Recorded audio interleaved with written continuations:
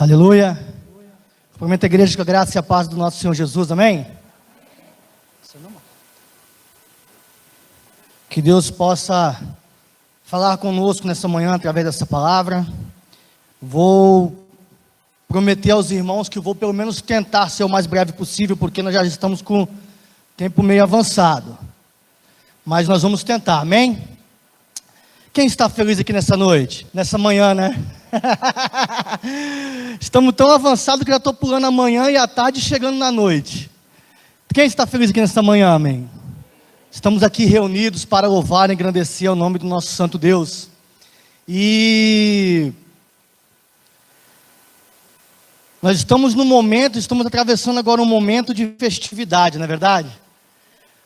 Agora nós chegamos no momento do ano que praticamente quase todos os finais de semana, isso para alguns até mesmo durante a semana, nós temos alguma festinha, alguma confraternização, algo para estar participando.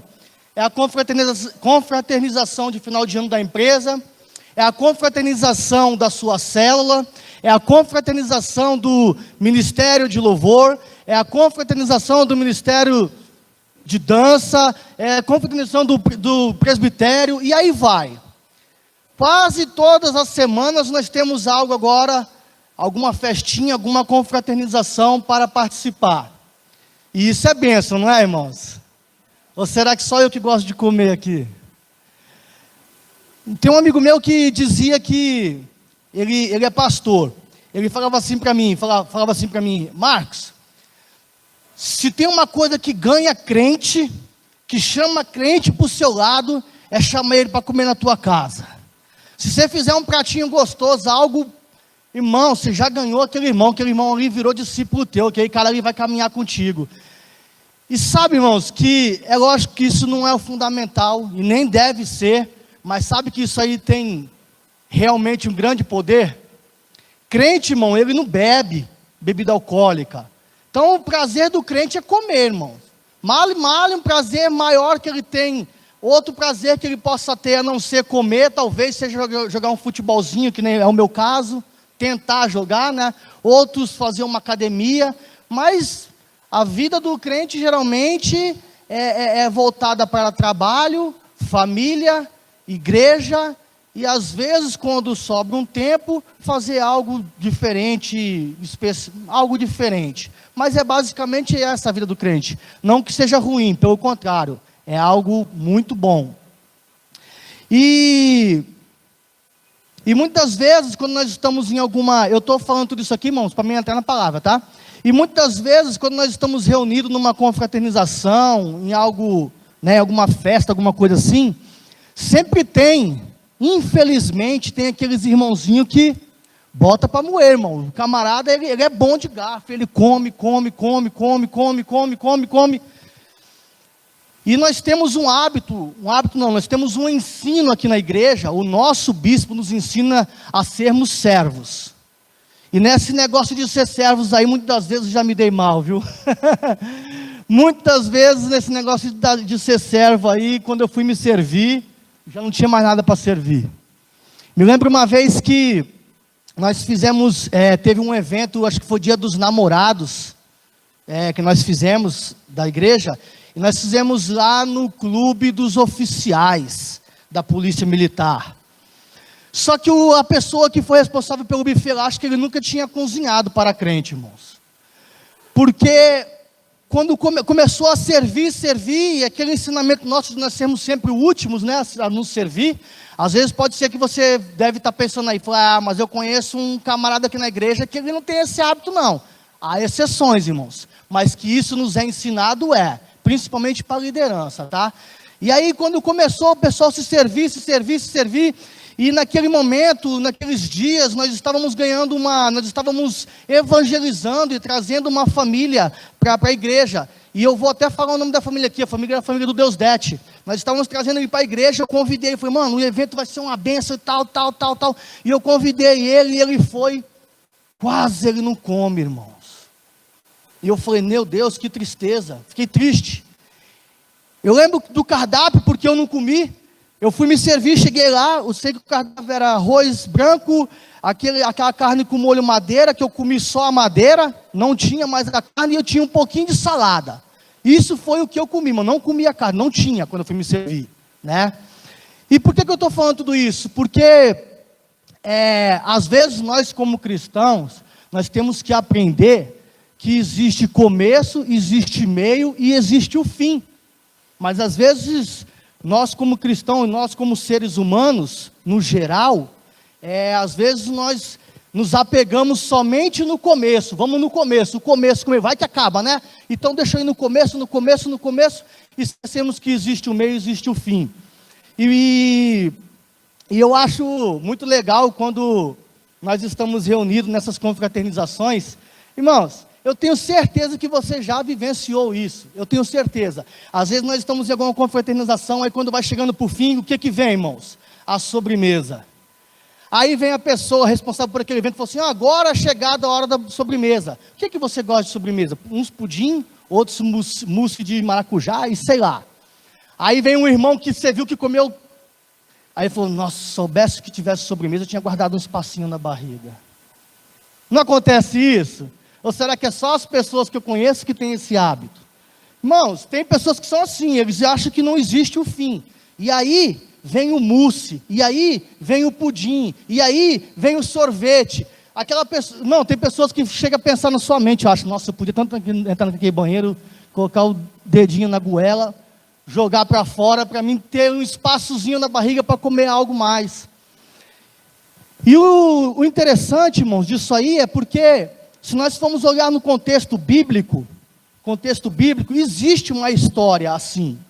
Nós temos um caso desta forma. Gostaria que colocasse lá no livro de João, capítulo 2. João, capítulo 2. Ou seja, essa atitude não é algo que acontece só hoje não, toda a vida existiu. João capítulo 2, versículo do 1 ao 11, diz assim, no terceiro dia, houve um casamento em Caná da Galileia. A mãe de Jesus estava ali, Jesus e seus discípulos também estavam, e haviam sido convidados para um casamento. Então aqui está relatando o que, irmãos? Que havia um casamento, havia uma festa. Tendo acabado o vinho, a mãe de Jesus lhe disse, eles não têm mais vinho. Respondeu Jesus, que temos nós em comum, mulher? A minha hora ainda não chegou. Sua mãe disse aos serviçais, façam tudo o que eles lhes mandam. Ali perto havia 6 potes de pedra, do tipo usado pelos judeus para as purificações cerimoniais. Em cada pote cabiam entre 80 e 120 litros. Disse Jesus aos serviçais, encham os potes com água, e os encham até a borda. Então lhes disse, agora levem um pouco ao encarregado da festa. Eles assim fizeram, e o encarregado da festa provou a água que fora transformada em vinho, sem saber de onde este viera. Embora o soubesse os serviçais que haviam tirado a água. Então chamou o noivo e disse, todos servem primeiro o melhor vinho, e depois que os convidados já beberam, ou seja, já encheram a cara, você guardou o melhor até agora. Estes sinais miraculosos em Caná de Galileia, foi o primeiro que Jesus realizou, revelou assim a sua glória, e os seus discípulos creram nele. Então o que acontece? Aqui nada mais nada menos do que uma confraternização que nós temos costume de fazer, só que aqui só mudou o elemento, era o vinho, né? E aí, Jesus, a mãe de Jesus, os seus discípulos, tudo crente, irmãos, tudo pessoas de Deus, estavam ali reunidos, acabou o vinho, todo mundo chapou, ficou para lá de Bagdá, e chegaram em Jesus, acabou e tal, e ele foi lá, chamou lá os serviçais lá, fez a multiplicação, e o vinho que ele serviu no fim, era muito melhor do que o que tinha sido servido no começo. E aí o chefe lá do cerimonial lá, ele disse, rapaz, você é diferenciado mesmo, hein? Todo mundo serve o melhor no início. Aí depois que todo mundo está bêbado, a pessoa vai distribuir o pior. Mas você fez o diferente. Você fez o inverso. Você trouxe o melhor no fim. E é isso que eu quero nessa noite, irmãos. Tratar com os irmãos. Eclesiastes, capítulo 7, versículo 8. Tem como pôr aí?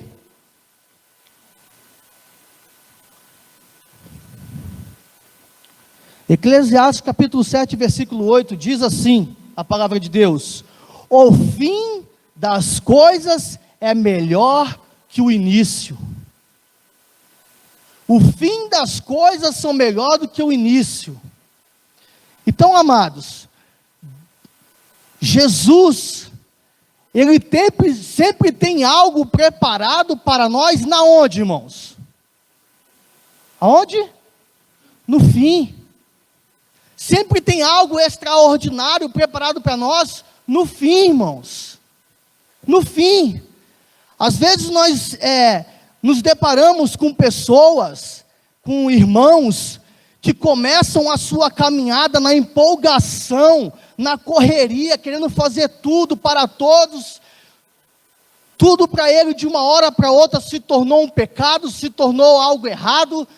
Ele se acha alguém mais espiritual até mesmo do que nós, que às vezes estamos aqui ministrando a palavra, ministrando o louvor, aquele novo convertido, aquela pessoa que se converteu ontem, hoje ela já se acha o bambambam, começa naquele fogo todo, mas isso é apenas o início. Ele não se preocupa com o fim. Uma das empresas que eu trabalhei,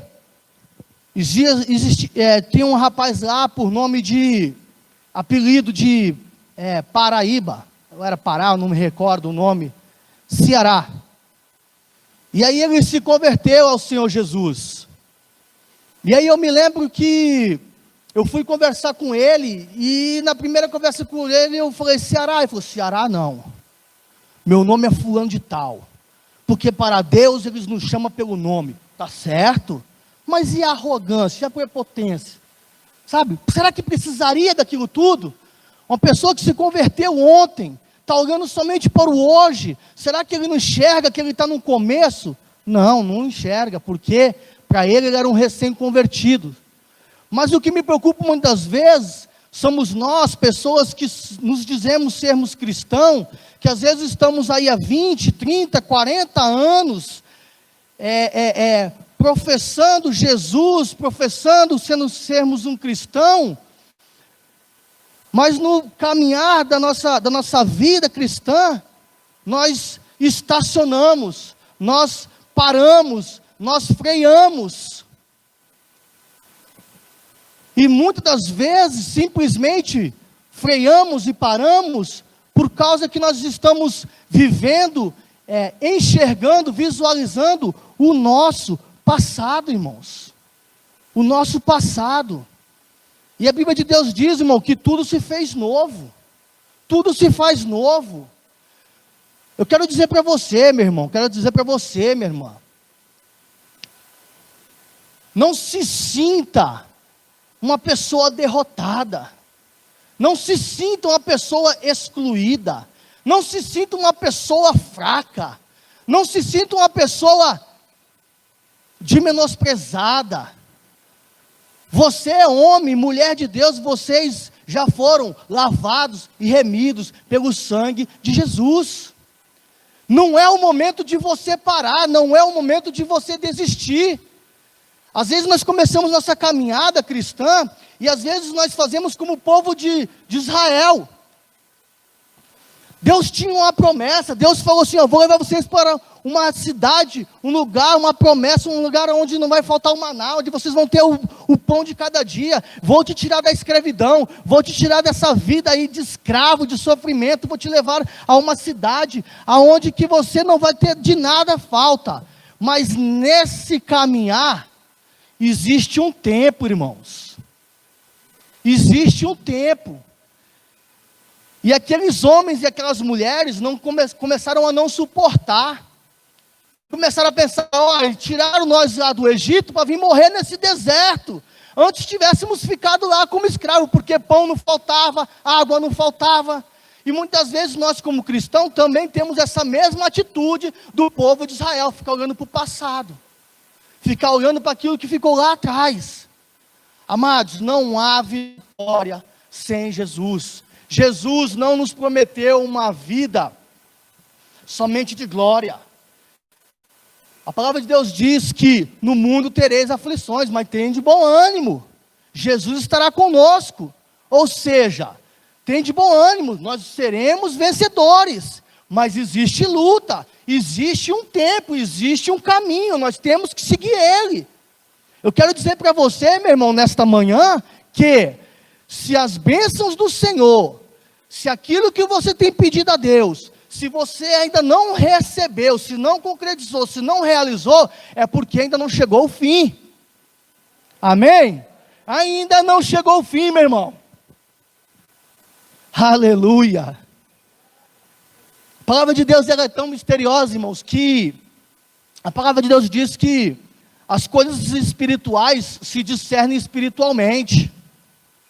Para o mundo, para aqueles que estão lá fora, o fim, irmão, é uma porcaria. Mas o fim para nós é um recomeço, ou um começo. Jesus é quem? O alfa e o ômega. Ele é o princípio e ele é o fim, meu irmão.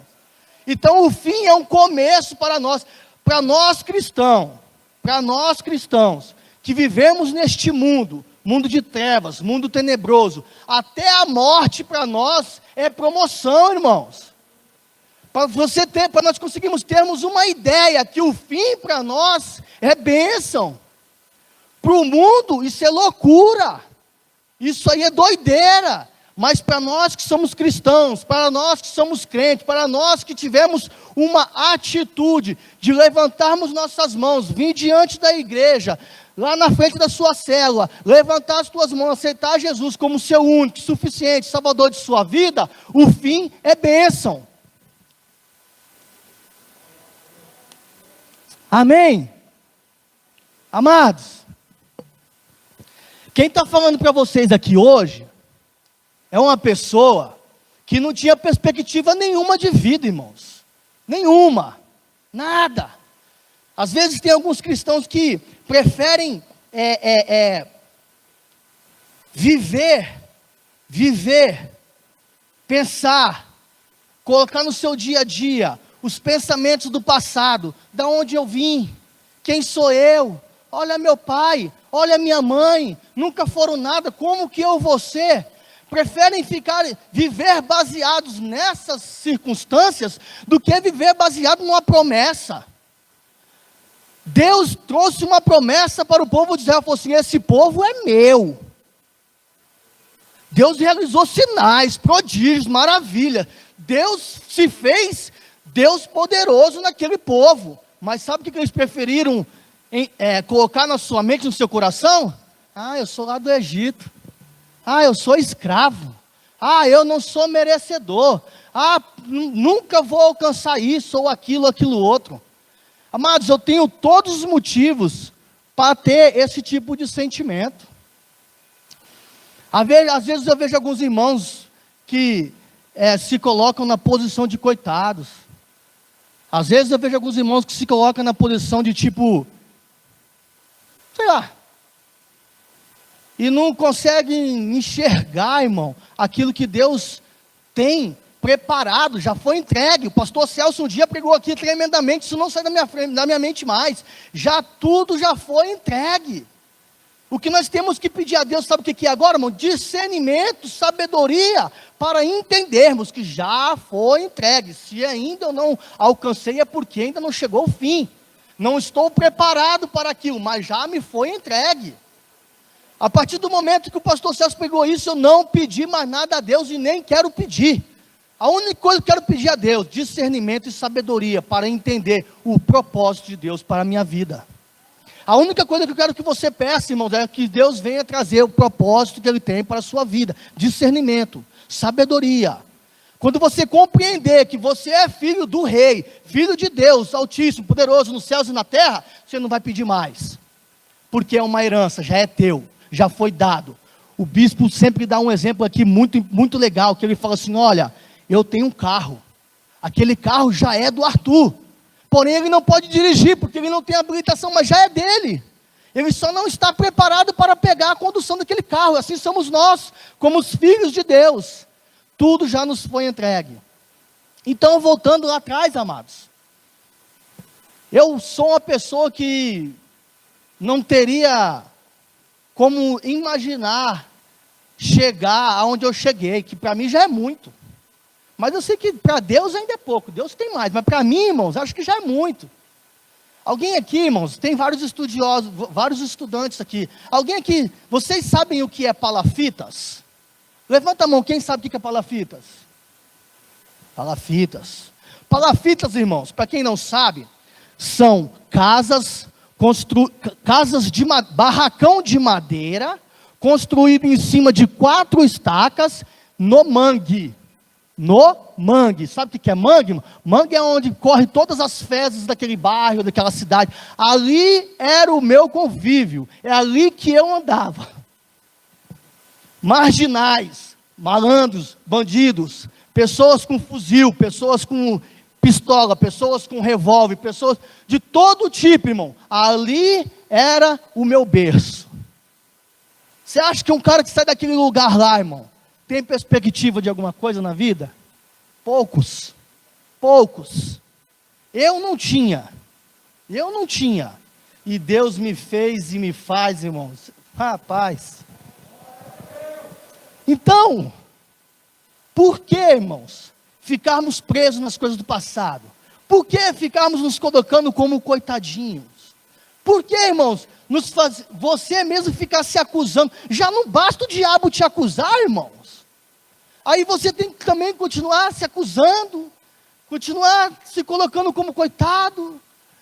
Eu não vou mais para a igreja não, porque o pastor não veio aqui me visitar, o pastor não esteve aqui nessa pandemia. Como se os pastores, os líderes, o líder de célula, o líder de ministério infantil, como se aquelas pessoas também não tivessem problema, irmãos. E nem por isso nós abrimos mão de vocês. E nem por isso nós vamos deixar de amar vocês, de pregar, de falar, de ministrar a palavra, às vezes até mesmo de te exortar. Sabe, às vezes as pessoas têm a ideia de que pastores, presbíteros, líder de ministério, eles não têm problemas, eles não têm dificuldades. Irmãos, se está difícil para vocês, se é difícil para a ovelha, porque às vezes não tem uma visita, não tem com quem se abrir, imagine para nós que somos pastores, irmãos. Passamos por cada peleja, irmão, nós não temos nem com quem conversar. É cada luta, meus irmãos, que nós não temos nem com quem desabafar. É muito, mas nós temos que estarmos aqui pregando, ministrando, levando a palavra para os irmãos, uma palavra de encorajamento, uma palavra de vitória, porque nós sabemos que essa momentânea, essa luta que nós estamos enfrentando agora, é uma escada para a vitória, irmãos. Nós não podemos desistir, fraquejar. Deus não se alegra daqueles, irmãos, que retrocedem. Deus não se alegra de você que retrocede, meu irmão. Nós estamos aí vivendo um momento de pandemia. E muitos, irmãos, infelizmente, quando você vai conversar, irmão, por que você não está indo para a igreja por causa da pandemia? Mas, irmãos, essa pessoa ela vai em hospital, ela trabalha em hospital, ela vai para o clube, ela vai pescar, ela vai fazer um monte de coisa, irmão. Lá o Covid nunca está, só está dentro da igreja, no meio dos irmãos. Essa pessoa, esses irmãos estão se afundando, meus irmãos, e quando nós vamos querer falar algo, queremos trazer essa pessoa de volta, muitas vezes o retorno que nós temos é, quando acabar a Covid eu volto, pastor. Mas pode ser que quando acabar a Covid seja tarde demais para você, meu irmão. Meu irmão, minha irmã, você que está na sua casa aí, me assistindo nesse momento, está vendo essa ministração, se você está distante do caminho do Senhor, se você está com problema para vir para a igreja, irmão, não caia na cilada do inimigo não caia na seta do inimigo, não caia nos dardos inflamados que o inimigo tem lançado na sua mente. O lugar de cristão é na igreja. O lugar de cristão é em comunhão com os irmãos. É aqui que nós conseguimos ministrar e te ajudar, te levantar, te reerguer. É aqui, meu irmão. É aqui. E eu fico preocupado com essas vidas, com essas pessoas. Não é a primeira vez que eu falo isso, mas isso é uma preocupação que vem ao meu coração de tempos em tempos. Amém? Então, amados, o melhor tempo que nós temos é o fim. Certa vez eu vi uma... Quem puder me trazer uma água, eu agradeço. Certa vez eu estava ouvindo uma rádio, e existia uma pergunta lá na rádio que dizia assim: qual o começo do fim? Interessante, né? Qual que é o começo do fim? E existia uma premiação para quem respondesse essa resposta. Alguém sabe qual que é o começo do fim? Acho que hoje já ficou meio manjado. Alguém sabe? Só levanta a mão, não precisa responder não. Não? Se eu oferecesse um prêmio aqui então, ninguém iria ganhar? E aí, por final eles responderam que o começo do fim era a letra F. Mas para nós que estamos em Cristo Jesus, o começo do fim é Jesus. Jesus é o alfa, Jesus é o ômega. Para nós existe outro sentido nesse começo do fim. E essa palavra aqui, ela veio de encontro a mim, me trazendo essa resposta. Obrigado, meu irmãozinho. Deus abençoe, viu? Quer uma salva de... Verdade? Uma salva de palmas para o irmãozinho, por gentileza.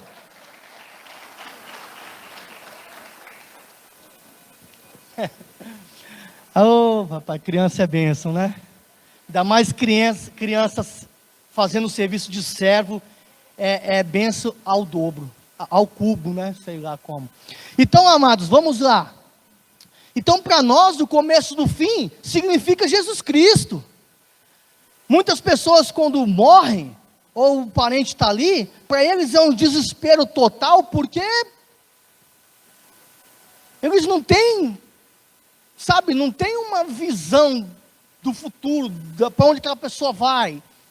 Para nós, é um pesar, é lógico, perdemos um amigo, perdemos um parente, mas, no fundo, nós temos uma esperança, uma paz, porque sabemos que aquele irmão, aquela irmã, ela não morreu, ela foi promovida, ela foi para os céus. Por quê? Porque ali foi apenas um recomeço para ela, não foi o fim dela, não foi o fim. Então, amados,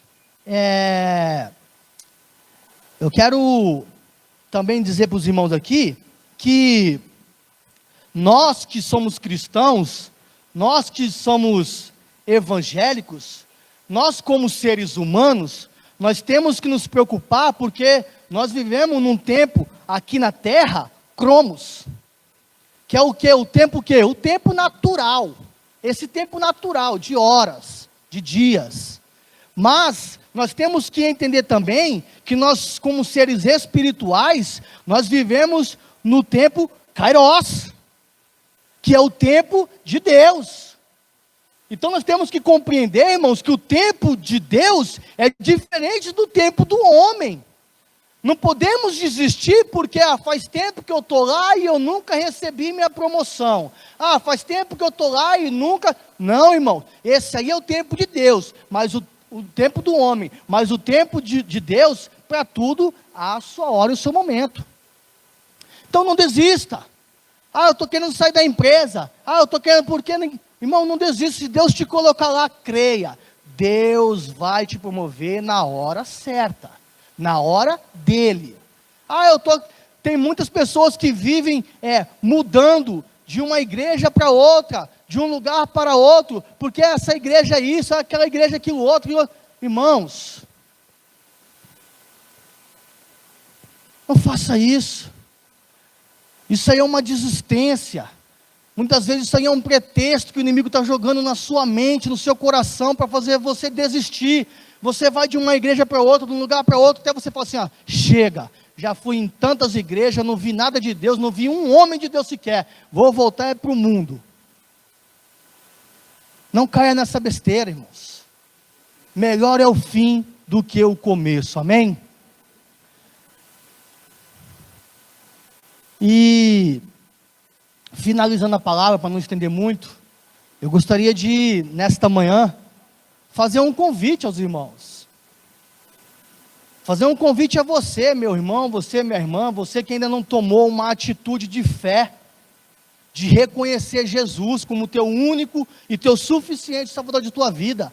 Às vezes, irmão, você está vivendo uma vida de amargura, de tristeza, de solidão, de perda.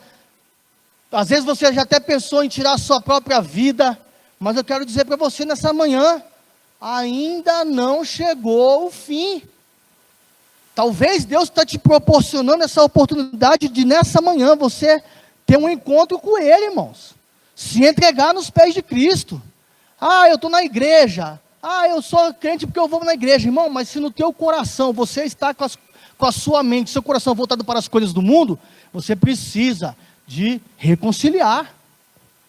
Às vezes tem pessoas que ela não se converte, ela se convence da sua conduta que é errada, mas ela não se converte, ela não muda os seus princípios, ela não muda a sua conduta.